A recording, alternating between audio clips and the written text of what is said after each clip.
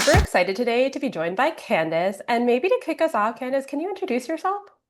Sure. Yeah, I'm likewise so excited to be here. Thanks for having me, Mel. And yeah, hi everyone. I'm Candice. I'm the executive director of Circular Philadelphia. Amazing. And so, as the executive director of Circular Philadelphia, I imagine that you're a circularity expert. And for those of us that are not as familiar with circularity, could you give us some basic grounding in what circularity means? Circularity, circular economy, what does it mean? Well, really, it means, designing things in a circle way. So if you think about an object or a system, it's, instead of it being linear, like most of the systems that we function in today, so take like a plastic bag. Right now, when we make a plastic bag, we have to extract oil from the environment. We have to refine that into the plastic that's used to make that plastic grocery bag. We use that plastic grocery bag for, on average, 30 seconds is, I believe, the typical usage time of a plastic shopping bag. And then that plastic shopping bag maybe gets used as a garbage bag in our trash can a couple of Mhm. times, and then it ends up going in the garbage bin. And then it probably goes to a landfill or an incinerator. So it's buried or burned, and that's it.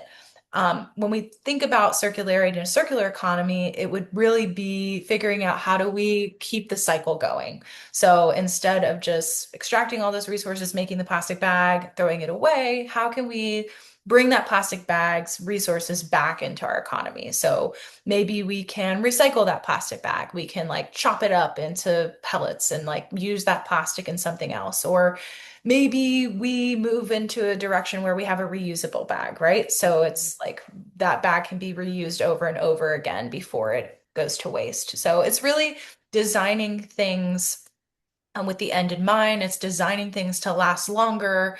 It's building in the infrastructure to where we don't just have to bury and burn things. We can repair them, we can reuse them, we can share materials, just to put it kind of more simply. Yeah, absolutely. I have read recently a statistic that if the plastics industry was like a country or its own entity, it would be the fourth largest emitter. So when you're talking about that incineration or that burying or just that petroleum, which I think most people don't actually think about when they think about plastic, that it is petroleum derived, it does have a pretty big carbon footprint, more so than we might realize. So all of that is really insightful and I think kind of lays the groundwork for where we are today and like what it actually means to have a circular economy. Could you talk to us a little bit more about how we are stuck in this linear model and why we're not really like doubling down and going to a circular one and doing that in every facet of life? Yeah, I mean, excellent question. I think there are so many answers that we could go into about why are we stuck in this linear economy. I think first and foremost, it's not just about trash, right? Like taking a step back, yes, it's like oil, it's fossil fuels, but I think when we think about materials that are not being used to their full capacity or like litter on the streets or overflowing landfills, it's also about public health. It's about economic opportunity. It's about neighborhood resilience. And it's about, yes, things like preserving nature, because the impacts of waste and pollution are not evenly shared. Um, there are historically underserved communities oftentimes face the greatest challenges and have the fewest resources to manage them. So just want to take a second to acknowledge that trash is interconnected with all these other things. And I think that's probably one of the reasons why we're stuck in this current system is because it's what we would call a wicked problem, meaning it's like an onion. When you start to like cut the onion, it's like, oh wait, there's another layer, there's another layer, there's another layer. Where do we actually start to solve the root cause of this? I think is one big aspect of all of this. I think another aspect of why we're stuck in this linear take, make, waste kind of situation is convenience.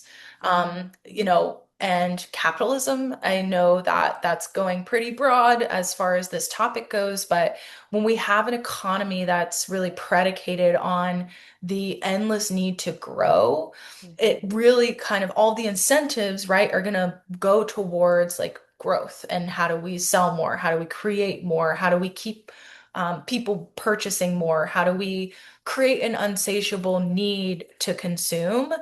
And a really great tool in doing that is convenience, right? And single use and materials that we can buy and use once and throw away, and then we have to buy another one.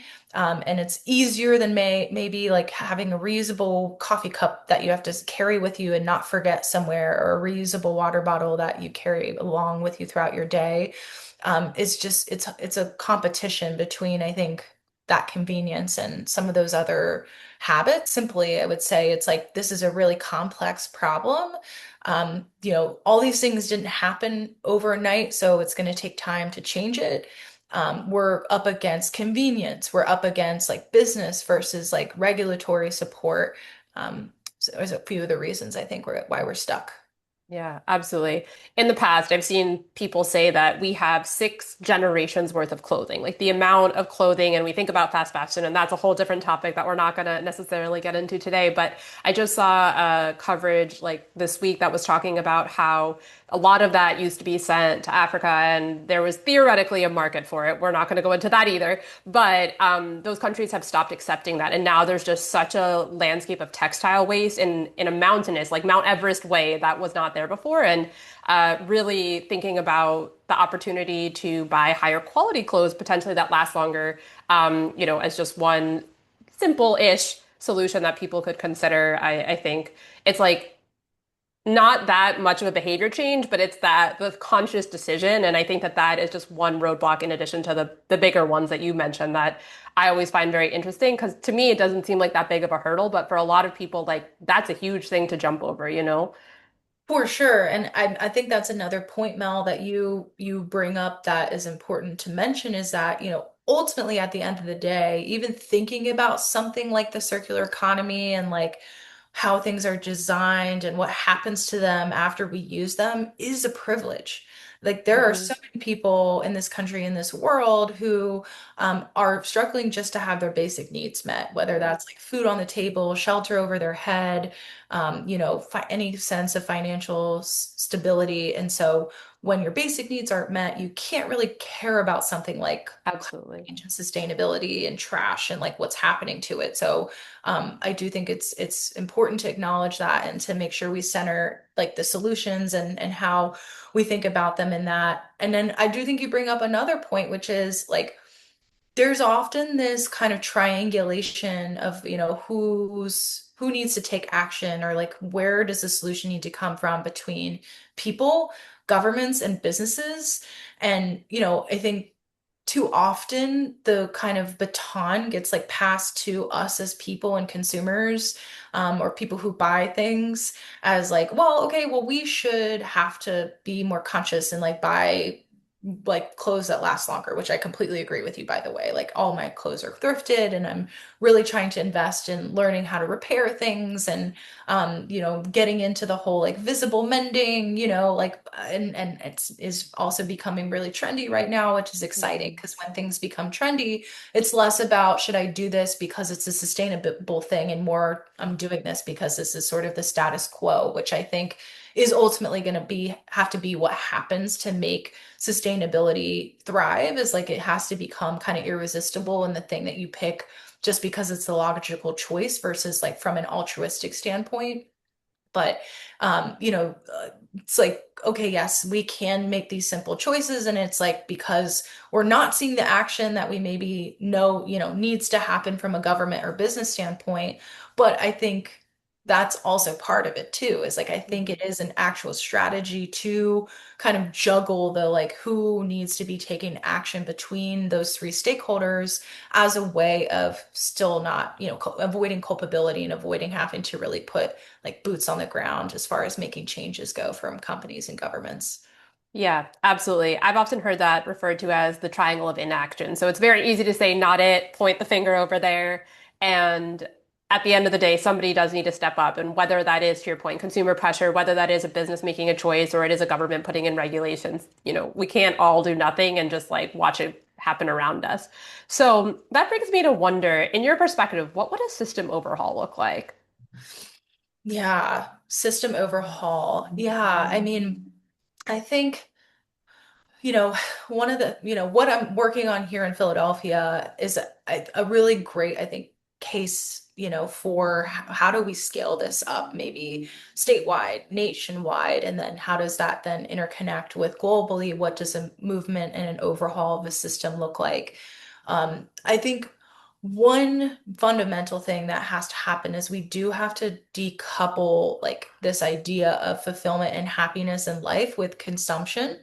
That is just like a no-brainer, paradigm shift that has to occur. And there's been some really promising, I think, steps forward in that in recent years. Step one is how do we continue to fan the flame that I think is already burning with people questioning like that, American dream or like I need to grow up and go to college and buy a house and all those things. Like we need to rewrite that story. Number one. Number two, I think from a city of Philadelphia, what we're working on standpoint is, you know, looking at things like, okay, how does our city contract like what happens to our waste? Are there provisions built in for other end of life solutions besides just like landfilling and incineration and recycling, right? Like, how do we start to look at actually carving out like the space to test things like, reuse and maybe we have a single stream kind of system and we want to pull out a specific material and look at if we're able to segregate, say, glass. How does that benefit like local businesses that are really innovating what end of life solutions look like for glass, which comes full circle back into creating more end markets that are better with how to deal with certain materials instead of like say glass a lot of times is used as landfill cover instead of being made back into a glass product, for example. But I then think three, it goes a step back from that. It starts with like source reduction, right? So we need to move beyond just looking at how do we deal with materials at their end of life and really start again with the end in mind. So how can we design things to be like more modular? How do we really invest in upskilling everyone, like go moving from, okay, if you're a sustainability professional, yes, you're going to know how to do X, Y, or Z to like, it's a basic skill to know how to repair your ripped pants, or it's a basic skill or, service that you can go and get your shoes like cobbled and repaired. And then it goes beyond, again, just consumers undertaking those steps to like businesses actually starting to think in that way. And how they make and design goods, right? How do we move into a direction where like the business idea of the year is like a reuse business. It is like a shoe cobbling business. It is a platform that allows people to share goods. Like I just learned about this new platform called Partage Club in Canada, which is like a whole app that is dedicated to like, oh, you want to go kayaking this weekend, Mel, but you don't have a kayak? You could go on this app and basically like borrow a kayak from someone in a way that's really accessible. Like, and then, once some of these things start to take shape, like a lot of those other things will follow. Like, I think, the joke is on us that when we call places like the US and Europe and at being developed world and there's like this othering of like places that are not at a similar economic stage as us that we're developed and so they're not or they're developing or they're underdeveloped, but it's like when you go and you visit places that have not kind of had single use consumer packaged goods take over and there still are like reuse systems, communities there are sharing a lot more things like and communities are stronger because of it and they're more resilient to a lot of the threats that we face from a climate standpoint. Like childcare is shared instead of every single like family living in these like separate homes and not sharing in that regard. There's these multi-generational households. There's like my friends in India still have like handkerchiefs, right? And they don't even know the word Kleenex Mm-hmm. because they still have a handkerchief in their pocket that they carry around with them all day long. And because of that, like there's just a whole different mindset to like what single use is and isn't. Brought up a lot of points that have made me think in various directions about the opportunity to be more community minded or to invest in ways that think beyond just, extraction and what's in it for me, but how can you give value, whether that be your time, your energy, your mindset to an infrastructure and a framework that is more beneficial to a broader group. And so with that, I wonder, whether it be your experience with your friends in India or your travels or your work, what is the opportunity if we do have that mindset shift and we do start to really embrace a circular economy? Yeah. And I think building on what you just said, you know, I think the localization of things and also can be a big part of the solution in the systems overhaul, right? Is like decoupling these like global supply chains and looking at how we can do more things locally will really do a lot of the work for us. Yeah, what does it look like if we fix it, like if we solve it? Um, well, I think it looks like